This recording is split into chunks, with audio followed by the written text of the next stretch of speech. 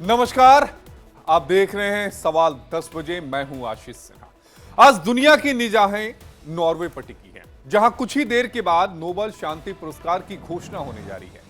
लेकिन सबसे बड़ा सवाल यही है कि क्या अमेरिकी राष्ट्रपति डोनाल्ड ट्रंप को शांति के लिए नोबेल पुरस्कार मिलेगा। दरअसल ट्रंप लंबे समय से इस सम्मान को पाने की तमन्ना जाहिर कर चुके हैं और इस बार इसे पाने के लिए उन्होंने खुली पैरवी भी कर दी है। उन्होंने दावा किया है कि पिछले कुछ महीनों में 6 से 7 युद्ध खत्म उन्होंने करवाए, जिसमें भारत और पाकिस्तान का संघर्ष भी शामिल था। हालांकि भारत की तरफ से हर मंच पर दो टूक और साफ साफ कहा गया है कि ट्रंप का भारत पाकिस्तान युद्ध रुकवाने में कोई भूमिका नहीं है। ट्रंप का कहना है कि उन्होंने इजराइल हमास संघर्ष को भी सुलझाने की दिशा में कदम बढ़ाया है। वहीं इजरायली प्रधानमंत्री नेतन्याहू ने भी ट्रंप को नोबेल के लिए नामांकित करने की बात कही थी। हालांकि विशेषज्ञों का मानना है कि Theodore Woodrow Wilson, Jimmy Carter और बराक ओबामा जैसे नेताओं की कतार में शामिल होना ट्रंप के लिए आसान नहीं है। दिलचस्प बात यह है कि इस बार 1 फरवरी की समय सीमा से पहले कोई वैध नामांकन डोनाल्ड ट्रंप के लिए जमा ही नहीं हुआ था। यानी ट्रंप का नाम विचार सूची से पहले से ही बाहर है।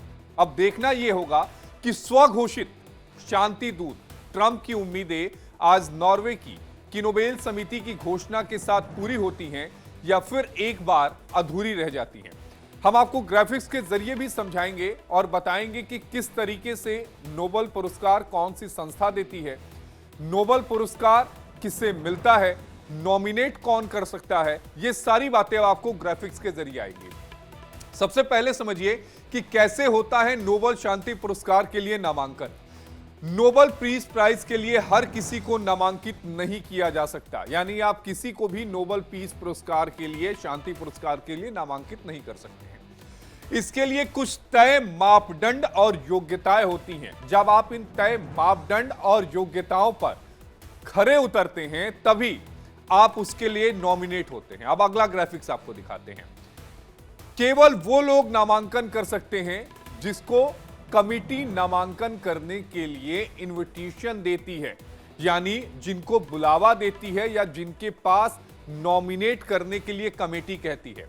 तो आप समझिए, जिन्हें नोबेल कमेटी की ओर से अधिकृत किया जाता है, यानी जिसे नोबेल कमेटी कहेगी वही नामांकन करने के लिए अधिकृत होगा। यानी आप या हम चाहें कि हम किसी व्यक्ति के लिए नामांकन दाखिल कर दें तो यह संभव नहीं है जब तक नोबेल की जो कमेटी है वो हमें ना कहे कि आप ऑथोराइज हैं, आप किसी भी व्यक्ति को नामांकित कर सकते हैं नोबेल के पुरस्कार के लिए, तब आप कर पाएंगे। अब आप समझिए कि कौन कर सकता है नोबेल शांति पुरस्कार के लिए नामांकन। यह सबसे बड़ा सवाल और सबसे पेचीदा सवाल है जिसका जवाब हम आपको दे रहे हैं।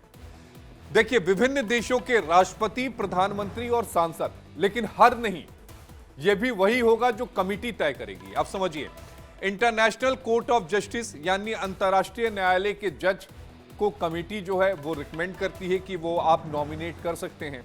इसके अलावा हम आपको बता रहे हैं कि और कौन कौन से लोग हैं जिनको नॉमिनेट करने का अधिकार कमिटी की तरफ से दिया जाता है। नोबेल शांति पुरस्कार के जो पूर्व विजेता हैं उनको भी कमेटी ये कहती है कि आप चाहें तो शांति पुरस्कार के लिए इस व्यक्ति को आप नॉमिनेट कर सकते हैं। विश्वविद्यालयों के प्रोफेसर, विशेष रूप से राजनीति, कानून, इतिहास और सामाजिक विज्ञान के क्षेत्र में जो लोग हैं वो लोग नॉमिनेट कर सकते हैं, लेकिन हर प्रोफेसर जो है वो नॉमिनेट नहीं कर सकता।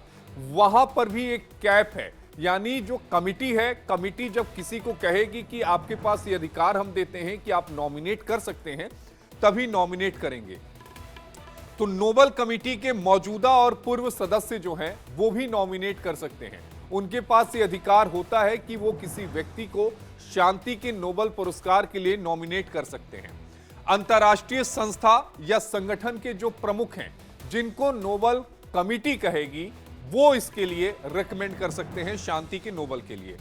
जो शांति, मानवाधिकार और मानवीय सहयोग के क्षेत्र में सक्रिय हो। लेकिन ऐसा नहीं है कि कोई भी व्यक्ति सक्रिय होगा तो A to Z किसी को भी बोल दिया जाए। कमिटी जिसको रिकमेंड करेगी वही व्यक्ति जो है वो उसे रिकमेंड कर पाएगा, यानी उस व्यक्ति का जो नाम है वो नोबेल शांति पुरस्कार के लिए दे पाएगा। अब कई सारे सवाल इफ एंड बट्स हैं और उसी पर चर्चा अपने खास मेहमानों के साथ करेंगे। खास मेहमानों की तस्वीरें भी आपको टीवी स्क्रीन पर नजर आएंगी। और हमारे साथ मेजर जनरल अनुज माथुर जुड़ चुके हैं। सर जय हिंद। एक जय हिंद राजीव। सवाल, मुझे लगता है कि वो आपके चेहरे पर भी मुस्कान ला रही है कि क्या डोनाल्ड ट्रंप को शांति का नोबेल पुरस्कार मिलेगा? आशीष देखिए, इसमें दोनों दो प्रकार के इसके दो तरीके से मैं इसका जवाब देना चाहूंगा। एक तो तकनीकी रूप से क्या डोनाल्ड ट्रंप का नॉमिनेशन करेक्ट है, ये देखिए। आपने थोड़ा सा कवर किया है इसको बहुत बेहतरीन तरीके से। मैं उसमें दो तीन बातें और ऐड करना चाहूंगा। इसकी जो प्रक्रिया है वो प्रक्रिया सितंबर माह में शुरू होती है, एक वर्ष पहले, और वो 31 जनवरी तक नॉमिनेशंस नोबेल प्राइज के लिए दिए जा सकते हैं। दूसरी बात ये होती है कि उसके बाद जो नॉमिनेशंस आते हैं उनको अगले वर्ष के लिए कंसिडर किया जा सकता है, लेकिन उस साल उनका कंसिडरेशन नहीं होता है। तीसरी बात यह है कि जो जो नोबेल प्राइज के जो क्राइटेरिया है, उस क्राइटेरिया को यह भी देखा जाता है कि ये क्राइटेरिया जो व्यक्ति उसके लिए पीस नोबेल प्राइज के लिए नॉमिनेट हुआ है, क्या इसका इसका एक उद्देश्य मीडिया अटेंशन पाना था, या वो जेन्युइन तरीके से वो उन्होंने उन्होंने इसके ऊपर काम किया। और भी कई मुद्दे हैं जो कि इसके अंदर तकनीकी रूप से इस बात को सिद्ध करते हैं। 20 जनवरी को डोनाल्ड ट्रंप राष्ट्रपति बने। राष्ट्रपति बनने के तुरंत बाद से उन्होंने प्रयास करना शुरू कर दिया कि वो किसी प्रकार से इसमें आगे बढ़ सकें, लेकिन वो प्रयास मात्र स्टेटमेंट्स थे। और जब मात्र स्टेटमेंट्स थे, क्योंकि 20 जनवरी से लेकर के 31 जनवरी तक मुझे नहीं लगता कोई भी एक कदम राष्ट्रपति डोनाल्ड ट्रंप ने सिवाय कहने के कि मैं रूस का युद्ध रुकवा दूंगा, गाजा रुकवा दूंगा, ये करवा दूंगा। भारत पाकिस्तान का तो उस समय शुरू भी नहीं हुआ था। उन्होंने 7 युद्धों को रुकवाने की बात कही है। वो भी हम देखेंगे आगे चल के कि क्या क्या युद्ध है जो उन्होंने रुकवाने के लिए उन्होंने कहा कि मैंने रुकवाए हैं ये 7 युद्ध। उसमें थाईलैंड, कंबोडिया, रवांडा और अजरबैजान और ये इन लोगों के युद्ध भी, आर्मेनिया, अजरबैजान, उनके लिए वो क्लेम करते हैं। तो 31 जनवरी कोई भी फिजिकल कहने लायक नहीं हुआ। और 31 जनवरी डोनाल्ड ट्रंप का, जहां तक मेरा मेरा मेरी जानकारी है, हो सकता है वो उनका नॉमिनेशन वहां नहीं पहुंचा था। और कहते हैं कि उनका नॉमिनेशन 7 फरवरी को पहली बार नॉमिनेशन डोनाल्ड ट्रंप साहब का पहुंचा। तो टेक्निकली मेरे हिसाब से वो कंसिडर होने चाहिए अगले वर्ष के लिए, पहली बात। दूसरी बात ये होती है कि जो जितने भी जो उन्होंने क्लेम किए हैं कि मैं यूक्रेन का युद्ध, वो मुझे नहीं लगता कि कहीं भी रुकने के आसपास भी है।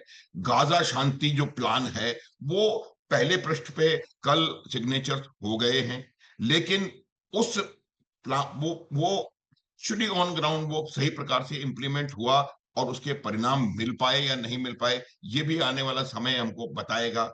उसके अलावा क्या वियतनाम और थाईलैंड और कंबोडिया का युद्ध, कुछ लोग तो ये भी कहते हैं कि उस युद्ध को उन्होंने पहले करवाया और फिर रुकवाया। तो इस प्रकार की जो चीजें उभर करके आ रही हैं, जो और जो जो 7 युद्ध मैं आपको बता देता हूं जो जिनको वो क्लेम कर रहे हैं, आर्मीनिया, अजरबैजान। मुझे नहीं लगता कि आर्मीनिया, अजरबैजान में पूरी तरह से शांति स्थापित हो गई है। अभी सीज फायर कह सकते हैं, लेकिन अटेम्प्ट चल रहे हैं। कोसोवो, सर्बिया, अभी तक कोसोवो सर्बिया में युद्ध चल रहा है। ये लोगों को कहीं नजर ही नहीं आ रहा था। उसका जो जो करंट स्टेटस उस युद्ध का था वो कुछ नजर मुझे नहीं लगता कोई उसमें एक्टिविटी थी। तो उसको क्या, किस प्रकार से उन्होंने बंद करवाया, क्या उनकी भूमिका उसमें रही, उस पर भी मुझे लगता है कि क्या उसमें लगान प्रश्न चिन्ह की जरूरत है। फिर एक और इंपॉर्टेंट इवेंट होती है, इजिप्ट इथियोपिया का युद्ध कह रहे हैं। अब इजिप्ट इथियोपिया का युद्ध, आशीष आप बताएं, आपने कब सुना, क्या हो रहा था, कैसे किया, कब उसको बंद किया गया? तो ये तमाम जो क्लेम्स टू फेम हैं, ये कहीं ना कहीं एक तो मीडिया अटेंशन का जो बिंदु मैंने बता रहा था वो, और दूसरा मेरे हिसाब से ये है कि इसमें एक्चुअल सक्सेस इनको मिली या नहीं मिली, ये आने वाले कुछ महीने बताएंगे। तो मेरा ये मानना है कि उनका पहली बात तकनीकी रूप से नॉमिनेशन अगले वर्ष के लिए है। दूसरी बात, जो जो भी वो क्लेम कर रहे हैं उन तमाम का ऑन ग्राउंड वेरिफिकेशन, कंफर्मेशन, और उनका जो परिणाम है वो आने वाले समय में होगा। तो वो अगले वर्ष के लिए उम्मीदवार मेरे हिसाब से हो सकते हैं।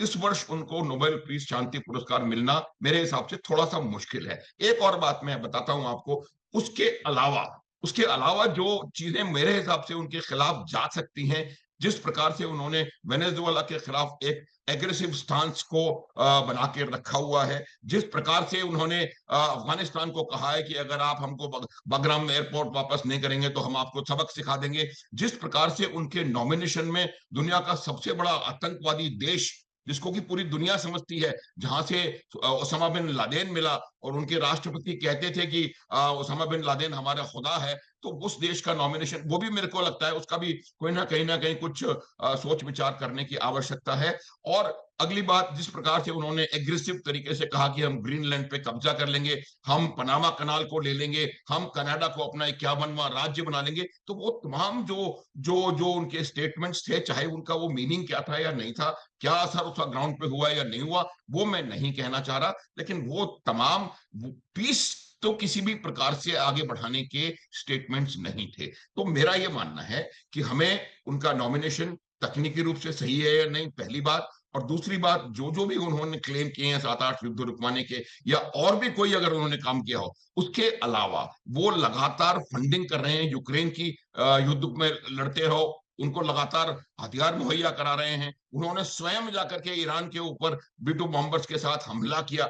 तो ये तमाम चीजें भी मुझे लगता है कहीं ना कहीं एक पीस को, हालांकि वो ये क्लेम कर सकते हैं कि मैंने हमला किया, इस वजह से ईरान और इजराइल का युद्ध रुका और वो मैंने रुकवाया, तो ये भी एक बात है। तो युद्ध को रुकवाना डिप्लोमेटिकली, या युद्ध को रुकवाना धमकी, जैसे अफगानिस्तान को धमकी दी जा रही है, जैसे भारत को वो आर्म ट्विस्ट कर रहे हैं, वो लगातार क्लेम करते रहे कि उन्होंने भारत और पाकिस्तान का युद्ध रुकवाया, हालांकि ये तमाम एक्ट्स जो हैं वो उनकी जो डेडलाइन है 31 जनवरी की, उसके बाद के एक्ट्स हैं। पाकिस्तान ने जो नॉमिनेशन के लिए उनका नाम जो कहा, वो भी उस डेडलाइन के बाद का है।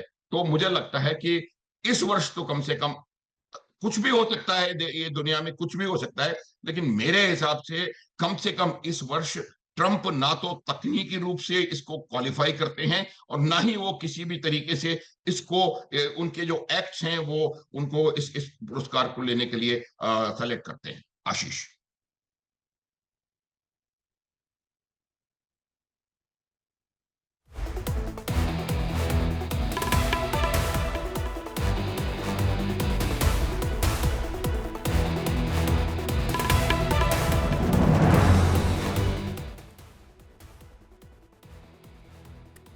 अब कुछ तकनीकी खामियां थी। मेजर जनरल अनुज माथुर जी, मेरी आवाज आ रही है ना अब तक? हो गई, बीच में बंद हो गई थी। हाँ, हाँ। ठीक है। आशीष, थैंक अनुज यू। माथुर जी, जब आपको ध्यान में होगा कि जब बराक ओबामा साहब को भी नोबेल का शांति पुरस्कार मिला था, तब उन्होंने भी अंदाजा नहीं लगाया था कि भाई उन्हें क्यों मिल गया। और यह भी बड़ा दिलचस्प आंकड़ा है कि जब वो राष्ट्रपति बने थे, उसके महज 2 हफ्ते के भीतर ही उनको नॉमिनेट कर दिया गया था और बाद में उनको नोबेल मिल गया था। और हालांकि बाद में 2015 की बात करें तो 2015 में जो नोबेल की कमिटी है, उन्होंने इस बारे में थोड़ी सी परेशानी भी जाहिर की थी और यह कहा था कि यह फैसला सही नहीं था। तो ऐसे भी वाक्य नोबेल के शांति पुरस्कार में देखने को मिले हैं। है कि इस प्रकार से, जैसा कि मैं पहले भी कह रहा था, होने को कुछ भी हो सकता है, लेकिन मैं जो बात बताना चाह रहा था वो ये था कि क्या तकनीकी रूप से ये सही है, या उनको क्या फिजिकली जो उन्होंने जितने भी क्लेम्स वो कर रहे हैं, 7 युद्ध रुकवा दिए उन्होंने और ये कर दिया वो कर दिया, वो तमाम चीजें क्या मीडिया अटेंशन की तरफ ज्यादा ध्यान दे रही हैं? मैं मानता हूं वो प्रयास कर रहे हैं, उनका प्रयास जो है आशीष, वो युद्ध रुकवाने पर उतना ज्यादा केंद्रित नहीं है, जितना ज्यादा वो प्रयास उनके अपने नोबेल की जो उनकी एस्पिरेशन है, जो उनकी एक फिक्सेशन है नोबेल प्राइज का, क्योंकि ओबामा को मिला था तो मुझे भी मिले, क्योंकि वो फिक्सेशन इसके पीछे ज्यादा नजर आ रहा है, और ना कि उनके द्वारा किए गए एक्ट्स। मैंने आपको 7-8 युद्ध जिनके बारे में वो क्लेम करते हैं, सबके बारे में एक एक करके आपको बताया है। देखिए, मुझे लगता है कि अगर बिल्कुल सही प्रकार से इसका निर्णय होगा तो, और ये भी जो नोबेल प्राइज है उसमें से जो 6 नोबेल प्राइज है वो स्वीडन की तरफ से दिए जाते हैं, ये सिर्फ नोबेल पीस प्राइज जो है वो नॉर्वे की तरफ से होता है। और हाँ, और ये 10 तारीख को अनाउंस होगा और 10 दिसंबर को दिया जाता है, क्योंकि वो मेरे ख्याल से अल्फ्रेड नोबेल की बर्थडे इस प्रकार का है। तो मेरा ये मानना है, मेरा व्यू, कि डोनाल्ड ट्रंप जो है तकनीकी रूप से भी और अपने कार्यों के रूप से भी इसके लिए विजेता के लिए सक्षम नहीं है। बाकी होने को कुछ भी हो सकता है, ओबामा को जैसे मिला वैसे भी हो सकता है। ठीक है। कर्नल शिवदान जी, मैं आपके पास आऊंगा। हमारे साथ संजीव श्रीवास्तव जी भी जुड़ गए हैं। आप दोनों का बेहद स्वागत है। लेकिन सबसे पहले कर्नल शिवदान जी, मैं आपके पास आऊंगा।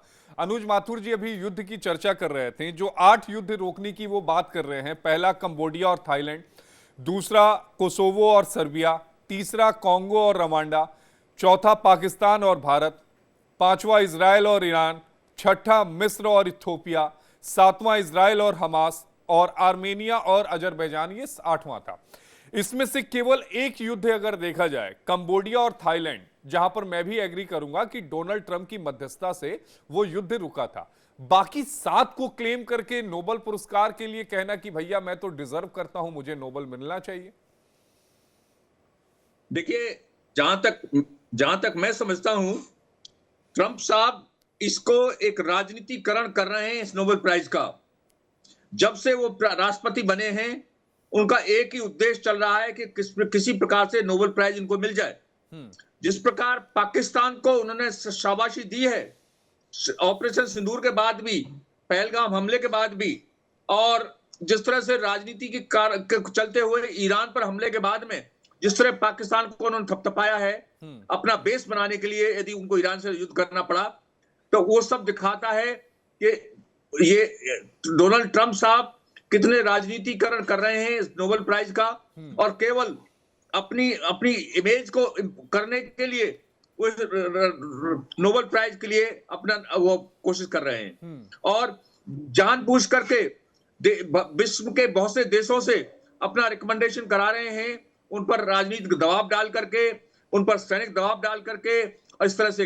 अदरवाइज सबसे भयानक युद्ध इस दुनिया में जो कोई चल रहा है तो यूक्रेन रूस का चल रहा है, जिसमें कि पिछले 3 साल से मानवता का इतना विनाश हुआ है। यूक्रेन जो एक इतना डेवलप कंट्री था वो ऑलमोस्ट बर्बाद हो चुका है, और उधर रूस में भी कम बर्बादी नहीं हुई है। यदि डोनाल्ड ट्रंप दिल से चाहते, अमेरिकी राष्ट्रपति से पहले वाली चाहते, तो रूस यूक्रेन युद्ध को रुकवा सकते थे, क्योंकि नाटो देश जो कि सपोर्ट कर रहे हैं यूक्रेन को, और बाकी जो उनका खुद का भी प्रेशर है, केवल इसमें उन्होंने आर्थिक हित भी देख रहे हैं अपने रूस यूक्रेन युद्ध में, अपने राजनीतिक हित भी देख रहे हैं। इसलिए यदि उन्होंने कोई कुछ करना था दुनिया में, तो रूस यूक्रेन जैसे महायुद्ध को रुकवाना चाहिए था, तभी उनको नोबेल पीस प्राइज के लिए एक्चुअल कंटेंडर माना जा सकता था। क्योंकि ये जो छोटे मोटे जो देशों में युद्ध चल रहे थे, उनको रुकवाना कोई बड़ी बात नहीं है। भारत पाकिस्तान में भारत ने बहुत बार साफ कर दिया है कि नोबेल इसमें ऑपरेशन सिंदूर को रुकवाने में डोनाल्ड ट्रंप का कोई हाथ नहीं था, उन्होंने कोई मध्यस्थता नहीं की है। तो इस तरह से अपना नाम बार बार लेना कि मैंने मध्यस्थता करके रुकवाया युद्ध, ये बात टोटल गलत है। और जिस तरह से पाकिस्तान के रक्षा प्रमुख को, आसिफ मुनीर को बुला के बार बार उन्होंने अपना उसको एनकरेज किया है, वो सब शो करता है कि वो स्ट्रांगली अपना रिकमेंडेशन कराना चाहते हैं पाकिस्तान से भी। तो उनकी अब तक की जो एक्टिविटीज रही हैं वो इतनी नोबल नहीं है, इतनी आदर्श नहीं है जो नोबेल पीस प्राइज के लिए डिजर्व करते हो। और जिस दिन मापदंड आपने बताए हैं, उन मापदंडों में भी डोनाल्ड ट्रंप नहीं फिट बैठते हैं, क्योंकि ना तो वो कोई ऐसे कोई राजनीतिज्ञ हैं जो उन्होंने अपनी जिंदगी पीस के लिए डिवोट कर दी हो, क्योंकि ये प्राइज ऐसे लोगों को मिलना चाहिए जो टोटली डेडिकेटेड हैं, जिन्होंने जिंदगी का उद्देश्य केवल ये बना रखा है विश्व में कैसे शांति स्थापित की जाए। ऐसा कोई ट्रेड्स मुझे ट्रंप पे नजर नहीं आता, इसलिए मेरी नजर में डोनाल्ड ट्रंप इस बार के पीस प्राइज के लिए योग्य नहीं है। नहीं, लेकिन शिवदान जी, एक सवाल यह भी उठता है, फिर ये क्लेम क्यों डोनाल्ड ट्रंप की तरफ से? देखिए, ऐसा है, विश्व की महाशक्ति है अमेरिका, और इस महाशक्ति के बाद इसकी राष्ट्रपति पद मिलने के बाद में वो जिस प्रकार की हरकतें कर रहे हैं, वो अपने आप को हर चीज में ये दिखाना चाहते हैं कि वो समथिंग स्पेशल है, और ये भी वो चाहते हैं कि नोबेल पीस प्राइज लेकर के पूरे विश्व को दिखा दें कि वो विश्व के सबसे अनोखे राष्ट्रपति हैं।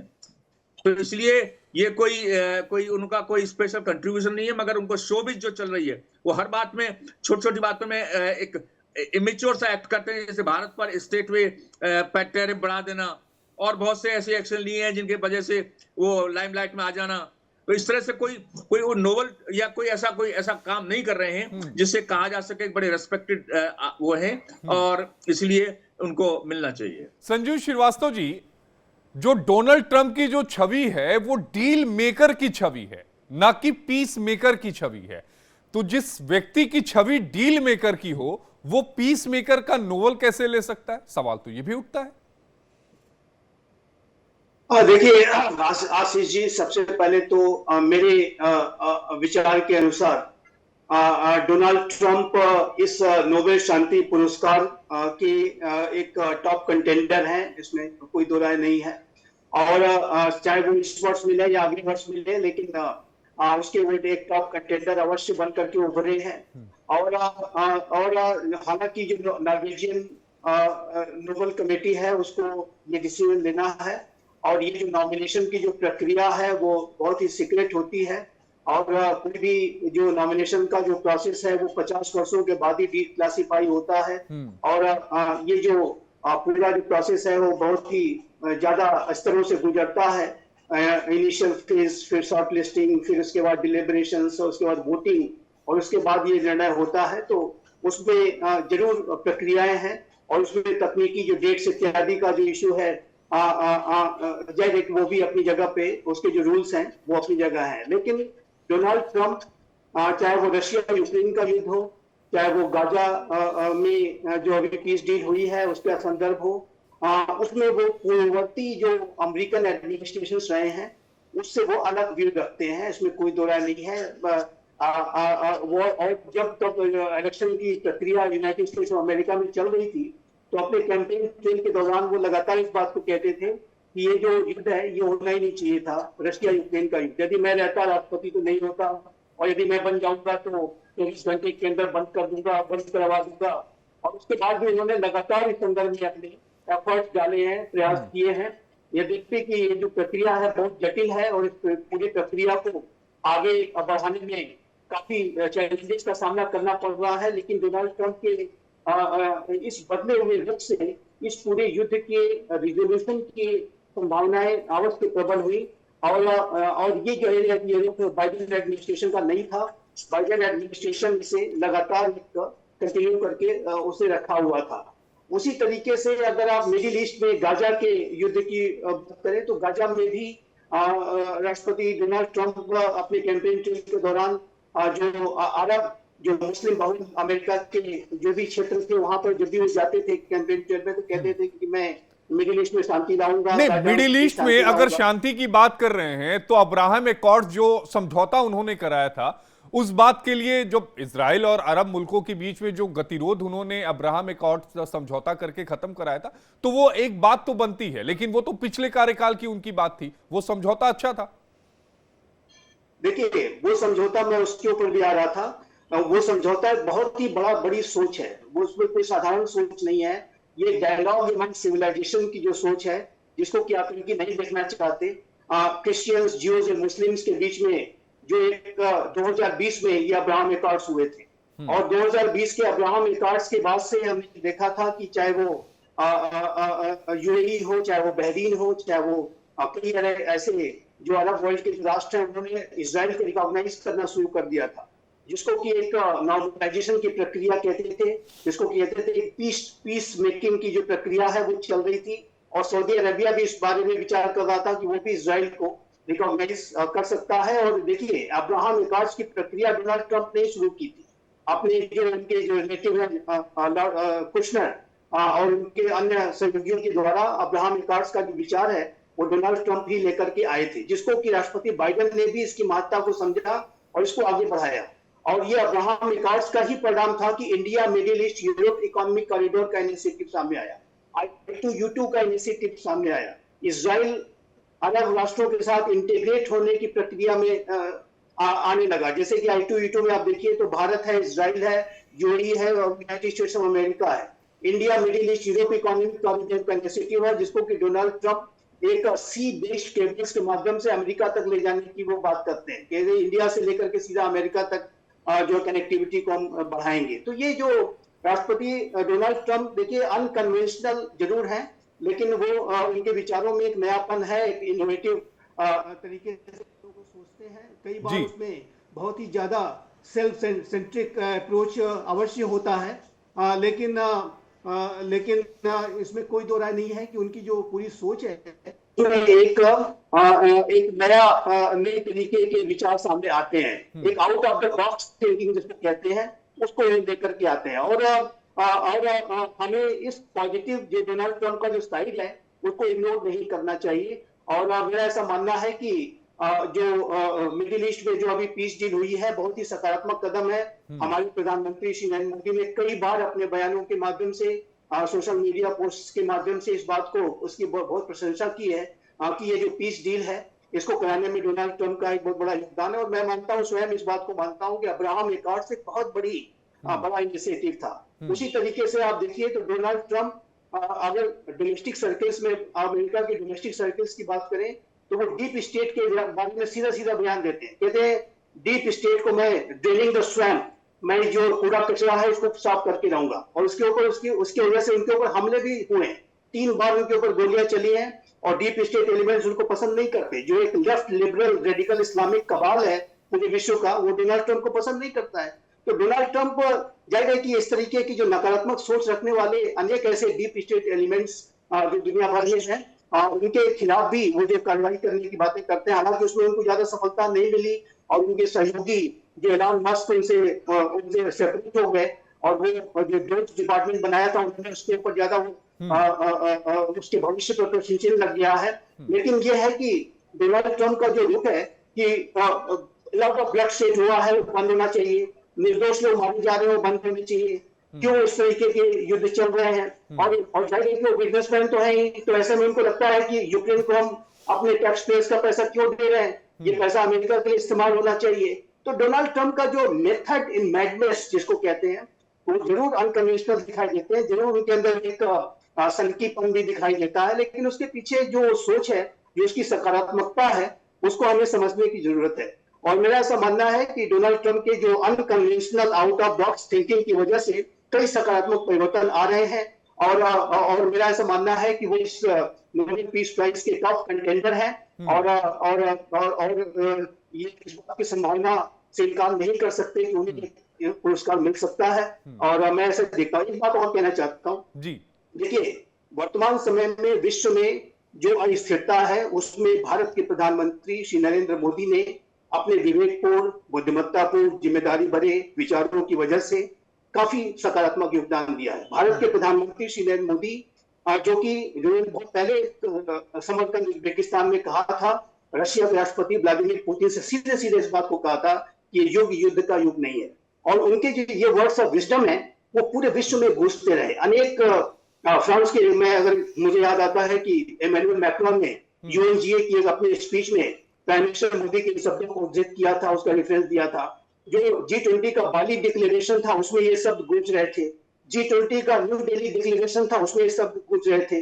भारत के प्रधानमंत्री श्री नरेंद्र मोदी ने यूक्रेन की यात्रा की, उन्होंने रशिया की यात्रा की, वो अमेरिका के लीडर से संपर्क में रहते हैं और मिडिल ईस्ट के नेताओं के साथ भी लगातार संपर्क में रहते हैं। तो चूंकि नॉमिनेशन की प्रक्रिया सीक्रेट होती है, लेकिन मेरा ऐसा मानना है, मैं बहुत ही इस बात को स्पष्ट रूप से कहना चाहता हूँ कि हमारे प्रधानमंत्री श्री नरेंद्र मोदी भी नोबेल पीस प्राइज के टॉप कंटेंडर हैं और उनका भी नॉमिनेशन होना चाहिए। और नोबेल पीस कमेटी, मेरा ऐसा मानना है कि यदि उनके पास ये प्रस्ताव जाता है तो उसको ऊपर बहुत ही गंभीरता के साथ उसके ऊपर वो विचार करेंगे। और हमारे प्रधानमंत्री जो एक विश्व नेता की एक ग्लोबल स्टेट्समैन की छवि रखते हैं, वो भी इस पुरस्कार के बड़े हकदार हैं। ठीक है मेजर जनरल अनुज माथुर जी, एक सवाल यहां पर यह उठता है कि डोनाल्ड ट्रंप की विदेश नीति ने दुनिया में स्थिरता लाई या अस्थिरता लाई? अगर अस्थिरता लाई तो फिर शांति का नोबेल क्यों? आशीष, बिल्कुल मैं आपको यही मैं बताना कि पहले भी प्रयास कर रहा था। देखिए नोबेल प्राइज, पीस प्राइज, एक चीज और हमें समझने की आवश्यकता है कि नोबेल पीस प्राइज अभी सिर्फ इसी टेन्योर के या इसी समय के एक्ट्स के लिए उसको कंसिडरेशन नहीं होता है। ये पूरा मेरे ख्याल से पिछले जब से वो पब्लिक फिगर है तब से लेकर के अभी तक उन्होंने क्या क्या कहां पर किस प्रकार से कंट्रीब्यूट किया, वो भी कहीं ना कहीं इसके बीच में डिसीजन मेक में जाएगा। लेकिन जहां तक सवाल इस बात का है, अब्राहम अकॉर्ड्स में संजीव जी के साथ पूरी तरह से सहमत हूं।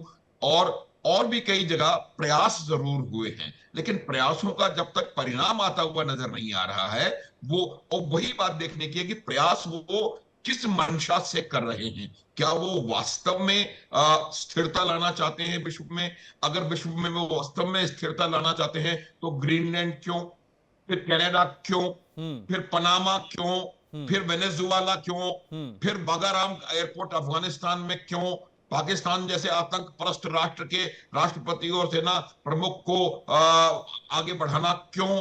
तो इवेंचुअली क्या नजर आ रहा है सामने? मेरा ये मानना है कि उनके प्रयास सराहनीय हैं, इसमें कोई संदेह नहीं है, लेकिन उन प्रयासों के पीछे की जो मंशा है वो क्या है, उनमें सिर्फ एक बात निकल करके आती है कि उनका मानना है कि वो अमेरिका के ग्रेटेस्ट एवर प्रेसिडेंट हैं, उसको सिद्ध करने में लगे हुए हैं, मेक अमेरिका ग्रेट अगेन। हालांकि इसमें मुझे कोई गलत नजर नहीं आता, अगर आप एक देश के राष्ट्रपति हैं तो आपका काम है उस देश को ग्रेट बनाना, लेकिन एक मेक अमेरिका ग्रेट अगेन की वजह से आप पूरे विश्व में गड़बड़, मेरे को लगता है अस्थिरता फैलाने का, अस्थिरता हो रही है। आप देखेंगे कि किस प्रकार से गाजा का जो युद्ध था वो कैसे बढ़ा है, उसमें भी कहीं ना कहीं कुछ इस प्रकार के फ्यूलिंग स्टेटमेंट्स हैं। नहीं अनुज माथुर जी, गाजा के युद्ध में अब बचा क्या था?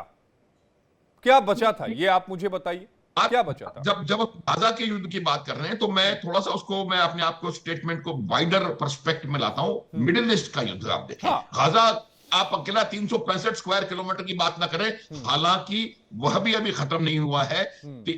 63-65 हजार लोग वहां मारे गए हैं, चाहे 63 के 63,000 लोग सारे टेररिस्ट हों, हालांकि ये बात गले से उतरती नहीं, लेकिन मान लीजिए वो भी सही है, तब भी इतना भीषण त्रासदी, उसके पीछे हाथ है, उसके पीछे सपोर्ट है अमेरिका का। डोनाल्ड ट्रंप की बात नहीं कर रहे। तो मेरा यह मानना है कि किस प्रकार से वो जो युद्ध है उसका आयाम बढ़ा।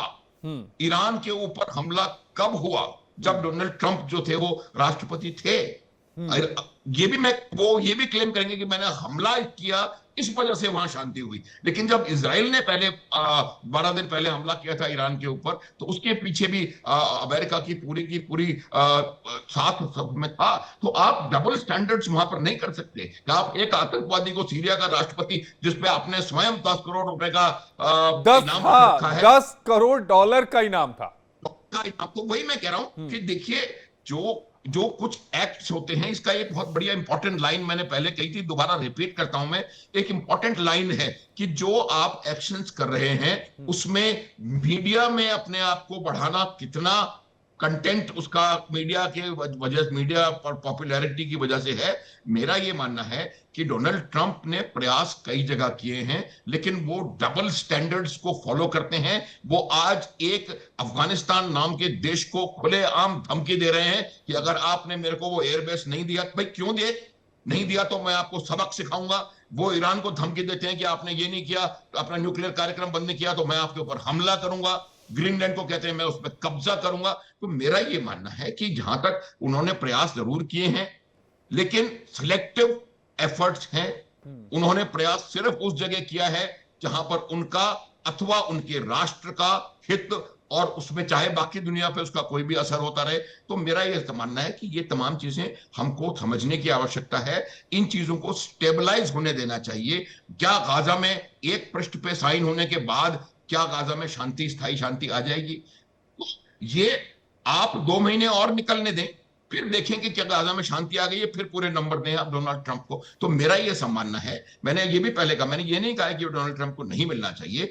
मेरे हिसाब से मैं संजीव जी से पूरी तरह सहमत हूं कि नरेंद्र मोदी जो हैं वो डोनाल्ड ट्रंप से कहीं ज्यादा डिजर्व करते हैं इस प्राइज को। अब एससीओ की मीटिंग में भी उन्होंने पुतिन को डायरेक्टली, जबकि वो अलग उस समय की बात है जब डोनाल्ड ट्रंप हमारे ऊपर टैरिफ इंपोज कर चुके थे, उस समय भी उन्होंने पहला सेंटेंस यही कहा है कि ये युद्ध का समय नहीं है। तो जो असल में व्यक्ति शांति चाहता है दुनिया में, उसका नाम नरेंद्र मोदी है। ये जो पाकिस्तान के साथ युद्ध हो रहा था, वो अकेला युद्ध ऐसा था जहां दोनों तरफ परमाणु शक्तियां उसमें लड़ रही थी, और उस युद्ध को बहुत ही कूटनीतिक परिपक्वता दिखाते हुए बहुत ज्यादा उन्होंने इस युद्ध को, ये नरेंद्र मोदी की वजह से रुका है युद्ध। कि जब पाकिस्तान ने कहा कि हम हमको युद्ध रोक दें तो उसमें अमेरिका का, तो मेरा ये मानना है कि कुछ लोग, अगर नोबेल प्राइज एक व्यक्ति को मिलना है, देयर आर कंटेंडर जो कि उससे बेहतर हैं। ये बहुत सीक्रेट प्रक्रिया होती है, इस पे कोई दबाव मुझे लगता है इस पे आता नहीं है।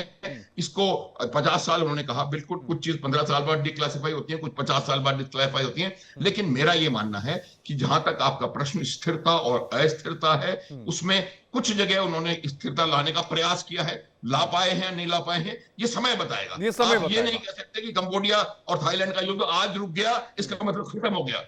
वो समय बताएगा कि कितना ये है। लेकिन कंबोडिया थाईलैंड को आप एक तरफ छोड़ दें, जो इजराइल गाजा का युद्ध है, क्या ईरान पे और हमले नहीं होंगे? सीरिया में क्या हो रहा है? क्या लेबनान और यमन के ऊपर हमले नहीं होंगे? तो कई बातें देखने की आवश्यकता है, इसका परिणाम आने दीजिए। अभी तो गेम शुरू हुआ है, ये अभी गेम शुरू हुआ है जी। मैं एक बार कर्नल शिवदान जी के पास जाना चाहूंगा। शिवदान सर, 124 बार अभी तक शांति का नोबेल पुरस्कार दिया जा चुका है, इस बार 125वीं बार दिया जाना है। अब सवाल यह उठता है कि इससे पहले जो 124 बार दिया गया, कभी भी नोबेल शांति पुरस्कार मिलने से पहले चर्चा में नहीं आया। यह पहली बार होगा कि मिलने से पहले चर्चा में नोबेल का शांति पुरस्कार आया है। तो क्या इसे एक राजनीतिक टूल के तौर पर भी इस्तेमाल किया जा रहा है क्या, नोबेल के शांति पुरस्कार को, कर्नल शिवदान जी? देखिए, मैं भी पिछले काफी समय से देख रहा हूं चीजों को। ये पहली बार इतनी कंट्रोवर्सी मैंने नोबेल प्राइज की देखी है कि प्रेस में इतना एक्टिविटी चल रही है और इतना ज्यादा प्रोपेगेंडा चल रहा है। जिस प्रकार से पाकिस्तान को अमेरिका ने सपोर्ट किया है ऑपरेशन सिंदूर के बाद में, केवल इस एम से कि वो पाकिस्तान उसको नोबेल प्राइज के लिए नॉमिनेट करे। और जो जिन 8 देशों ने इनको नॉमिनेट किया है नोबेल प्राइज के लिए, वो भी वो देश हैं जिनके साथ अमेरिका का कोई और ताल्लुकात रहा है, उनके साथ उनके आर्थिक संबंध रहे हैं, या उन्होंने केवल आर्थिक संबंधों को प्रोटेक्ट करने के लिए या अपने प्रभुत्व को स्थापित करने के लिए उन्होंने उन देशों के साथ कुछ सहानुभूति दिखाई है। और उसमें केवल वो गाजा और ईरान युद्ध में सफलता प्राप्त कर पाए अभी तक, और वो भी ऐसी स्थायी सफलता नहीं है जो कि इसको कहा जा सके युद्ध परमानेंटली। एक बार दर्शकों को बता दूं, मैं दर्शकों को बता दूं कि जिन 8 मुल्कों ने नॉमिनेट किया है वो मुल्क हैं Pakistan, Israel, Azerbaijan, Armenia, Cambodia, Rwanda और गैबॉन। अब आप समझ लीजिए कि इनमें से कौन सा बड़ा मुल्क है। इजराइल और पाकिस्तान एक दूसरे के घोर विरोधी, और दोनों मिलकर डोनाल्ड ट्रंप को नॉमिनेट कर रहे हैं। शिवदान सर, अपनी बात पूरी करिएगा। इसी वजह से मैं कह रहा हूं कि जो विश्व के जो और देश हैं, जो विश्व में जिन स्थान है, इंग्लैंड ने नॉमिनेट नहीं किया है, फ्रांस ने नहीं किया है, जर्मनी ने नहीं किया है, जापान ने नहीं किया है। जो प्रमुख देश हैं विश्व के, जिनका अपना अस्तित्व है और जो जिनकी आर्थिक शक्तियां हैं या सैनिक शक्ति हैं, उन्होंने किसी ने नहीं किया है। ये केवल वो देश हैं जो कि जिनका कोई अस्तित्व विश्व में किसी तरह का नहीं है, मगर उन्होंने नॉमिनेट उनसे भी कह के करवाया है। जिस तरह से पाकिस्तान के साथ इन्होंने अपना एक्शन दिखाया है, उस तरह उनको भी इन्होंने कह करके ऐसे प्राइज ऐसे व्यक्ति को मिलने चाहिए जो पूरी तरह से समर्पित हो ऐसे अपने क्षेत्र में। जिस तरह से आप मेडिकल में देते हैं, जिस तरह से आप और फील्ड्स में देते हैं, उसमें उन्हीं लोगों को दे जिन्होंने एक ऐसा कोई काम किया है जो कि पूरे विश्व को एक लंबे समय तक फायदा पहुंचाएगा। तो इसलिए मैं यही समझता हूं कि डोनाल्ड ट्रंप इसका पूरी तरह राजनीतिकरण किया है, और इसी राजनीतिकरण करके अपनी इमेज को चमकाने के लिए उन्होंने इसको इन देशों से कहा कि अपना नॉमिनेट कर दें। आपने बिल्कुल सही बात कही, और इस पर संजीव श्रीवास्तव जी से सवाल ले लेता हूं। संजीव सर, क्या ये ट्रंप की जो शांति की कोशिशें थी, ये वास्तविक थी या महज एक राजनीतिक प्रचार के तौर पर इसे देखा जा सकता है, या फिर खुद का महिमा मंडन करने के तौर पर इसे देखा जा सकता है? नहीं, देखिए, एक बात तो बहुत स्पष्ट है कि नोबेल शांति पुरस्कार, जैसा आपने बताया, 125वीं बार दिए जाएंगे, और शायद पहली बार ऐसा देखा गया है कि कोई जो व्यक्ति है, और वो भी यूनाइटेड स्टेट्स ऑफ अमेरिका का राष्ट्रपति, और वहां का जो पूरा एस्टेब्लिशमेंट इस अवार्ड के ऊपर अपना दावा जता रहा है। वहां के उसके लिए पूरा कैंपेन लॉन्च किया हुआ है, और व्हाइट हाउस के प्रवक्ता हो, विदेश मंत्रालय के प्रवक्ता हो, और डोनाल्ड ट्रंप अपने अनेक बयानों के माध्यम से भी स्वयं इस बात को भी, इस महत्वाकांक्षा को व्यक्त कर चुके हैं। तो ये पहली बार ऐसा हुआ है कि कोई भी व्यक्ति ओपन तरीके से इस अवार्ड को हासिल करने की बात कर रहा है पब्लिक डोमेन में और ओपन तरीके से। संजीव श्रीवास्तव जी, आपको ये थोड़ा अजीब नहीं लग रहा है कि आप डोनाल्ड ट्रंप ये कह रहे हैं या व्हाइट हाउस ये कह रहा है या अमेरिका ये कह रहा है मुझे अवार्ड दे दो दे दो दे दो? अरे भाई, पुरस्कार मांग रहे हो आप। पुरस्कार तो स्वेच्छा से कमिटी देती है। पुरस्कार के लिए किसी पर दबाव थोड़ी ना बनाया जाता है। जी जी, ये निसंदेह अजीबोगरीब है और ये बहुत ही अजीबोगरीब रहा। लेकिन डोनाल्ड ट्रंप की जो पूरी जो शख्सियत है, जो पर्सनालिटी है, बहुत ही ज्यादा आत्मकेंद्रित, ट्रांजैक्शनल और अपने फायदे को पहले रखना, विदेशों में अमेरिका फर्स्ट, अमेरिका के अंदर Republican party first, Donald Trump first. तो ये जो सारी उनकी जो पर्सनालिटी रही है वो उसका जो रूप है वो इस नोबेल पीस प्राइज की उनकी जो पार्टी की महत्वाकांक्षा है उसमें भी दिखा है। वो सीधा सीधा कह देते हैं कि हाँ मुझे ये चाहिए, मुझे आप दीजिए और मैंने इसके लिए इतनी युद्ध रुकवाए, तमाम पूरा कैंपेन लॉन्च कर रखा है इन्होंने। तो ये जो पूरी जो उनका जो व्यक्तित्व है वो बहुत ही ज्यादा एक सेल्फ सेंट्रिक अप्रोच होने की वजह से वो बिजनेसमैन पॉलिटिशियन है, क्योंकि एसेंशियली वो, मैं मानता हूं कि वो बिजनेसमैन है। और लेकिन कई बार जो बिजनेसमैन अपनी जो डीलिंग्स में कुछ अच्छा भी कर जाते हैं तो वो सारे अच्छे कार्यों को हमें अप्रिशिएट भी करने की आवश्यकता है। और जैसा कि मैंने कहा कि चूंकि अनकन्वेंशनल है, आउट ऑफ बॉक्स थिंकिंग रखते हैं और कल को क्या कह दें वो सिर्फ डोनाल्ड ट्रंप ही बता सकते हैं, या संभव है कि उन्हें भी ना पता हो कि कल मैं क्या कहने वाला हूं। तो ये सारी जो अनिश्चितताएं हैं वो इनको बहुत ही अनप्रिडिक्टेबल बनाती हैं। लेकिन जहां तक उनका पूरा असेसमेंट की प्रश्न है तो मैं ऐसा मानता हूं कि चाहे वो आज का उनका एडमिनिस्ट्रेशन हो जो इनकम्बेंट है, कल को उनकी लेगेसी होगी, तो हमें ये एनालाइज करते हुए ये देखना होगा कि जो उन्होंने अपनी बातें कही उसको उन्होंने कंक्रीट एक्शंस के आधार पर उसमें क्या बातें कही, क्या रिटोरिक रहे, कितने सब्सटेंस रहे, कितनी बातें उन्होंने कहीं और करके दिखाई। क्योंकि वो अपने यू टर्न्स के लिए भी जाने जाते हैं, कभी कुछ कहते हैं, कभी प्राइम मिनिस्टर मोदी की आलोचना करते हैं, फिर अगली पल कहते हैं कि वो तो मेरे बहुत अच्छे मित्र हैं, बहुत ही ग्रेट फ्रेंड है।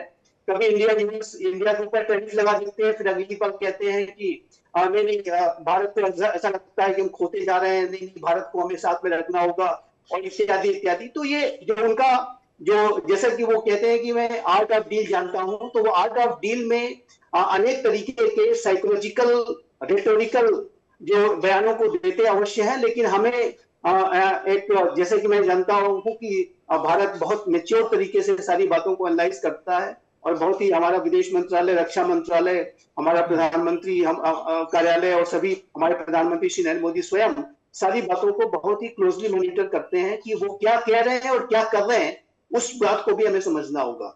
और अगर अभी तक अगर आप रशिया यूक्रेन के युद्ध की बात करें या गाजा के संदर्भ में बात करें, तो मेरा मानना है कि उन्होंने शांति के लिए एफर्ट्स जरूर लिए हैं, प्रयास जरूर किए हैं। और अलास्का की समिट हो या राष्ट्रपति पुतिन से बातचीत करने की बात हो या फिर गाजा का जो पीस प्लान है, सारे हिकअप्स के बावजूद, सारे रोड ब्लॉक्स और सेटबैक्स और चैलेंजेस के बावजूद भी उन्होंने अपने प्रयासों को नहीं छोड़ा है जो कि उन्होंने अपने कैंपेन के दौरान वायदे किए थे। नहीं, तो लेकिन अगर संजीव श्रीवास्तव जी देखा जाए तो कई और नाम सामने हैं। एलॉन मस्क का नाम सामने है, हालांकि इनको तो नहीं मिलेगा। इमरान खान साहब का नाम सामने है, ग्रेटा थनबर्ग का नाम सामने है, यूलिया का नाम सामने है जो रूस में मानवाधिकार रक्षा के लिए काम करती हैं, अनवर इब्राहिम का नाम सामने है, पोप फ्रांसिस का नाम सामने है। तो सामने भी उम्मीदवारों की सूची लंबी है जिन्होंने लोगों के लिए काम किया है। ऐसी रिपोर्ट्स हैं कि ये उम्मीदवारों की जो सूची है वो 240 से भी ज्यादा की इंडिविजुअल्स की है और टोटल ऑर्गेनाइजेशंस भी नॉमिनेटेड हैं, तो उसकी संख्या को जोड़ लें तो 350 से भी ज्यादा लोग इसमें नॉमिनेशंस हैं। लेकिन ये जो सिर्फ इतना ही तक हमें पता है, लेकिन वो पूरा प्रोसेस है बहुत ही सीक्रेट होता है और नॉर्वेजियन नोबेल कमेटी इस बारे में डिस्कशन ओपनली नहीं करती है। तो आप देखना होगा कि वो किस तरीके से किसको कंसीडर किया है और किसके पक्ष में वो वोट देते हैं। फाइनली वोट से ही डिसाइड होता है। तो ये जो अब देखना होगा कि इसमें क्या अंतिम निर्णय आता है। लेकिन जहां तक डोनाल्ड ट्रंप का प्रश्न है, तो मेरा मानना है कि वो एक टॉप कंटेंडर है और जरूर नोबेल नॉर्वेजियन जो पीस कमेटी है उनके नाम पर भी विचार करेगी, क्योंकि नॉमिनेशन हुए हैं उनके संदर्भ में। और जाहिर है कि इसको सिर्फ राष्ट्र ही नहीं बल्कि अनेकों अन्य लोग भी इसको नॉमिनेट कर सकते हैं, प्रतिष्ठित लोग, संस्थाएं कर सकती हैं और यूनिवर्सिटी के प्रोफेसर इत्यादि कर सकते हैं। तो ये जो सारे प्रोसेस है वो बहुत ही एक वेल प्लान्ड आउट और वेल एस्टेब्लिश्ड जो प्रोसेस होता है। तो ऐसे में अमेरिका के राष्ट्रपति भी उसके दावेदार है, और जैसे कि मैंने कहा कि हमारे प्रधानमंत्री श्री नरेंद्र मोदी भी उसके प्रबल दावेदार हैं। और मैं ऐसी आशा करता हूं कि उनका भी नॉमिनेशन हुआ होगा, यदि अभी नहीं हुआ है तो उसे होना चाहिए। जी अनुज माथुर जी कुछ कह रहे थे सर, आप प्लीज। मैं यही बता रहा था, देखिए जो राष्ट्रपति ट्रंप की महत्वाकांक्षा है इस नोबेल पीस प्राइज को लेकर के, ये कोई नई नहीं है। जब ओबामा को मिला था तब उन्होंने एक स्टेटमेंट, मुझे लगता है, मेरे को ध्यान है कि उन्होंने कहा था कि ओबामा को नोबेल पीस प्राइज मिला, he doesn't even know what he got it for. तो वो उस समय से उनको लग रहा है ये फिक्सेशन है उनके दिमाग में नोबेल पीस प्राइज का। 2020 में जब इथियोपियन प्राइम मिनिस्टर को ये पीस प्राइज अहमद अली या जो भी whatever name is not important, जब उनको मिला तब भी डोनाल्ड ट्रंप ने कहा था कि I deserved it more than him. तो ये उनका एक कहीं ना कहीं फिक्सेशन है, और ये जो फिक्सेशन है ये कुछ गलत निर्णय लेने पर भी उनको बाध्य कर सकता है। देखिए किसी भी प्रकार से किसी दूसरे राष्ट्र पे दबाव बना करके आप उसको अपनी तरफ मिलाने की कोशिश करें, उससे अपना नॉमिनेशन करवाएं, या एक आतंक परस्त राष्ट्र जिसको दुनिया जानती है, वो आतंक परस्त राष्ट्र है जिसके रक्षा मंत्री खुद अंतरराष्ट्रीय मीडिया पर आकर कहते हैं कि हम 30 साल से आतंकवाद को पाल रहे हैं, उस देश ने आपको नॉमिनेट किया है। और फिर तकनीकी रूप से मेरा यह मानना है कि जो भी आपके क्लेम्स हैं वो क्लेम्स जब तक स्टेबलाइज नहीं हो जाते हैं तब तक मुझे लगता है कि उसके नंबर आपको आप ये नहीं कहते कि मैं बहुत अच्छा खेलता रहा, स्कोर लाइन शत्रु के पक्ष में 11-0 में है, लेकिन फिर भी मैं अच्छा खेला इसलिए मुझे नोबेल में मेरे को विजेता घोषित कर दिया जाए। तो मेरा ये मानना है कि प्रयास उन्होंने किए हैं, निस्संदेह पूरी तरह से मैं सहमत हूं संजीव जी से, लेकिन उन प्रयासों के पीछे पहली बात मंशा, और दूसरी बात एक फिक्सेशन जो है उनका, वो अभी नई महत्वाकांक्षा नहीं है, वो दूसरी बात। तीसरी बात यह है कि वो एक तरफ इसको क्लेम कर रहे हैं, दूसरा कई लोगों को वो दूसरी तरीके से धमका रहे हैं, या स्टेबिलिटी को, जहां तक सवाल जो हम स्टेबिलिटी की बात कर रहे थे, वो अगर एक जगह आई तो मुझे लगता नहीं कि कहीं भी स्टेबिलिटी उनके प्रयासों से आई है। ये अजरबैजान और आर्मीनिया का भी काफी पुराना है, और इसमें क्या क्या इसके फैक्टर्स या कोसोवो, नहीं, सर्बिया, अगर आपने चूंकि अभी इथियोपिया के प्रधानमंत्री का जिक्र किया, अभी अहमद को मिला था 2019 में, ध्यान में है, उसके एक साल के बाद ही जो कमेटी थी वो पछताने लगी, क्योंकि पड़ोसी मुल्क के साथ युद्ध शुरू हो गया, हजारों लोग मारे गए, और कमेटी को यह सोचने पर मजबूर होना पड़ा कि हमने इनको शांति का नोबेल क्यों दिया गया। तो कई बार जो ये फैसले लिए जाते हैं, खासकर युद्ध रुकवाने के बाद शांति का नोबेल पुरस्कार देने का, उसका खामियाजा भी कमेटी को भुगतना पड़ा है, और कई बार उन्होंने सोचा है कि यह फैसला गलत हो गया। यही बात मैं कह रहा हूं। ये तो इथियोपिया वाली बात 2020 की, उसके पहले भी एक बात हो चुकी है कि जब ओबामा को पुरस्कार मिला, उसके बाद 2015 में अमेरिका का कुछ इस प्रकार का एक्शन हुआ, जिस पर उस समय डोनाल्ड ट्रंप में, वो तो प्रधान राष्ट्रपति थे भी नहीं, तब उन्होंने क्वेश्चन मार्क किया था कि will Oslo take this Nobel prize back. तो ये उनके दिमाग में, ओबामा ने तो अपनी आत्मकथा में 2020 में जो उन्होंने अपनी आत्मकथा लिखी, उसमें उन्होंने कहा कि जब मुझे नोबेल प्राइज के लिए बताया गया कि नोबेल प्राइज मुझे मिल रहा है, तब उनका पहला सवाल यह था कि मुझे क्यों मिल रहा है। यानी खुद ओबामा इस बात को जानते थे कि उन्होंने कोई ऐसा काम नहीं किया कि उन्हें शांति का नोबेल मिले। आशिक मैं वही बता रहा हूं कि आपको खुद अपना ट्रम्पेट को ब्लो करने की आवश्यकता नहीं है। सिस्टम एक जगह पर है, वो सिस्टम जानता है कि कौन किस प्रकार के काम कर रहा है, कौन विश्व शांति में कंट्रीब्यूट कर रहा है। कौन विश्व की जो जितनी एजेंसीज हैं उनको दबा करके, उन पे दबाव डाल करके और आतंक परस्त राष्ट्रों को मदद दिलवा रहा है, ये तमाम चीजें लोगों को पता हैं। आशीष, हम लोग इस बात को समझते हैं, इसका एनालिसिस कर सकते हैं, दुनिया में इस बात का एनालिसिस हो रहा है, और मेरा ये मानना है प्रयास उन्होंने किए हैं, लेकिन उन प्रयासों का परिणाम अभी आना बाकी है।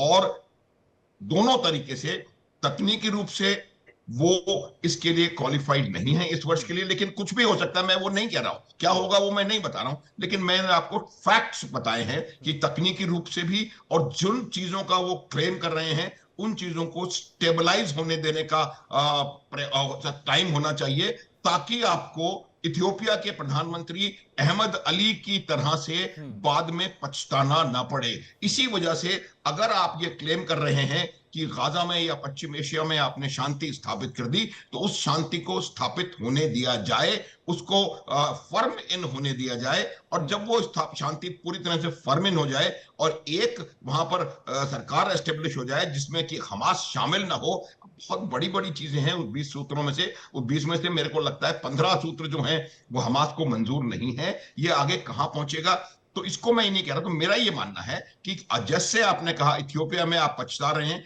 वैसे आपको पुनः पछताना न पड़े। इस वजह से इन तमाम एक्ट्स के रिजल्ट को फर्म इन होने देने की आवश्यकता है। और जब आप इस बात से कन्विंस हो जाएं कि हाँ, डोनाल्ड ट्रंप ने विश्व शांति में, विश्व में स्थिरता लाने में पूरी तरह से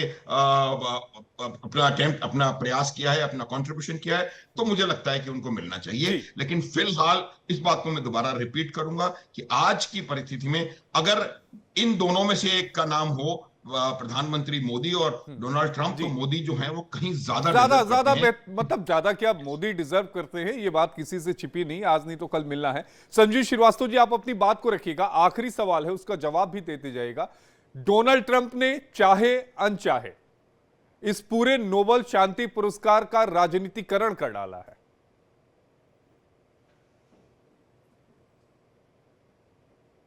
ऐसा असेसमेंट है या और मेरी ये व्यक्तिगत विचार है कि जो नॉर्वेजियन नोबेल कमेटी है वो अपने जो निर्णय लेती है उसमें कई बार मेरे असेसमेंट के मुताबिक वो मैसेजिंग करने की कोशिश करते हैं।